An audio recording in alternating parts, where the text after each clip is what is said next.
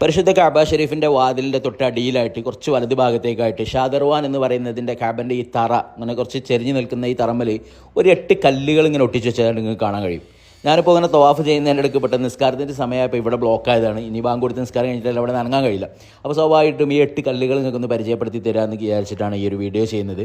പലരും അത്രത്തോളം ശ്രദ്ധിച്ചിട്ടുണ്ടാവില്ല. കാരണം തിരക്കുള്ള സമയത്ത് നമ്മൾ പോയാൽ ആളുകൾ ഇവിടെ ഇങ്ങനെ നിൽക്കുമ്പോൾ സ്വാഭാവികമായിട്ടും ഈ കല്ലുകൾ അത്രത്തോളം ശ്രദ്ധയിൽ പെടില്ല. നേരെ മറിച്ച് ഇങ്ങനെ ഒഴിഞ്ഞ സമയത്തൊക്കെ കാണുമ്പോഴാണ് നമ്മൾ എന്ത് ചെയ്യുക, ആ കല്ലുകൾ അത്രത്തോളം ശ്രദ്ധിക്കുക.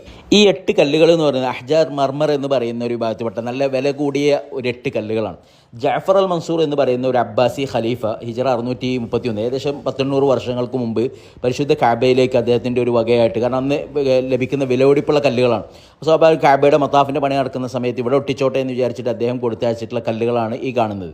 യഥാർത്ഥത്തിൽ ഈ കല്ലുകൾക്കല്ല പ്രത്യേകത, നേരെ മറിച്ച് ആ കല്ല് വെച്ചിട്ടുള്ള സ്ഥലത്തിൻ്റെ ഫ്രണ്ട് ഭാഗത്തിനാണ്. അതായത് ആ കല്ല് വെച്ച സ്ഥലം എന്ന് പറയുന്നത് അല്ലെങ്കിൽ അതിൻ്റെ ആ കുറച്ച് മുൻഭാഗം എന്ന് പറയുന്നത് ഒരു അടയാളമാണ്.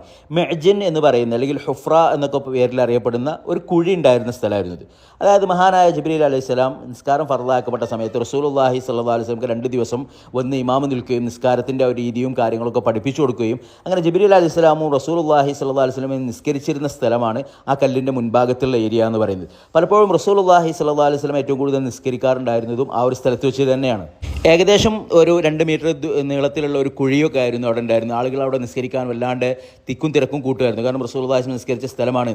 പിന്നീട് ആധുനിക സൗദി ഭരണകൂടം വന്ന സമയത്ത് പലപ്പോഴും ആളുകളോട് വല്ലാണ്ട് തിരക്ക് കൂടുന്നതും പലരും തവാഫിൻ്റെ ഇടയിൽ അത് ആ കുഴിയിൽ വീഴുന്നതും ചിലരൊക്കെ വല്ലാണ്ട് പ്രയാസപ്പെടുന്നതൊക്കെ കണ്ട സമയത്താണ് എന്ത് ചെയ്തു, ആ കുഴി അടക്കുകയും മറ്റും ചെയ്ത്. അപ്പോൾ അതുവരെ ഇപ്പോൾ നമ്മൾ ഈ ഫോട്ടോത്തിൽ കാണുന്ന രീതിയിൽ അവിടെ ഒരു കുഴി ഉണ്ടായിരുന്നു, ആളുകൾ അതിൽ ഇറങ്ങി നിസ്കരിക്കുമായിരുന്നു.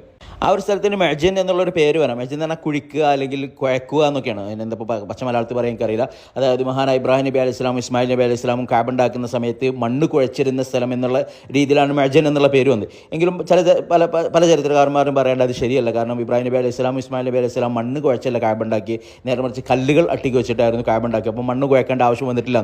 ഏതായാലും പല ചരിത്രകാരും മെഅ്ജിൻ എന്ന പേരിലാണ് ആ ഒരു സ്ഥലം രേഖപ്പെടുത്തിയിട്ടുള്ളത്.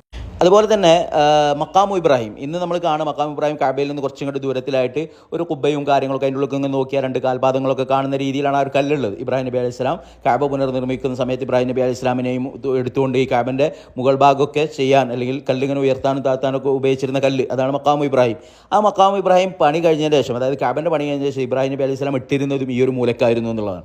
അതായത് റസൂലുള്ളാഹി സ്വല്ലല്ലാഹു അലൈഹി വസല്ലമയുടെയും ഒക്കെ കാലത്ത് ഈ മഖാമു ഇബ്രാഹിം ഉണ്ടായിരുന്നതും ഈ ഒരു കല്ലിൻ്റെ മുൻഭാഗത്തുള്ള ആ ഒരു ഭാഗത്തായിരുന്നു. പിന്നീട് മഹാനായ ഉമർ റളിയല്ലാഹു അൻഹു അവരുടെ ഖിലാഫത്തിൻ്റെ സമയത്താണ്, അവർ ഹജ്ജിനോ ഉംറയ്ക്കോ വന്ന സമയത്താണ് അവർ അവിടെ നിന്ന് എടുത്തിട്ട് ഇപ്പോൾ നമ്മൾ കാണുന്ന രീതിയിൽ കഅബയിൽ നിന്ന് കുറച്ച് പുറത്തായിട്ട് സെപ്പറേറ്റ് ആയിട്ട് നിൽക്കുന്ന ഒരു രീതിയിലേക്ക് മാറ്റിയത്. അതുപോലെ തന്നെ ഈ കല്ലുകൾ മേരി സ്റ്റോൺ എന്നൊക്കെ പറയുന്ന എന്തോ ഒരു വില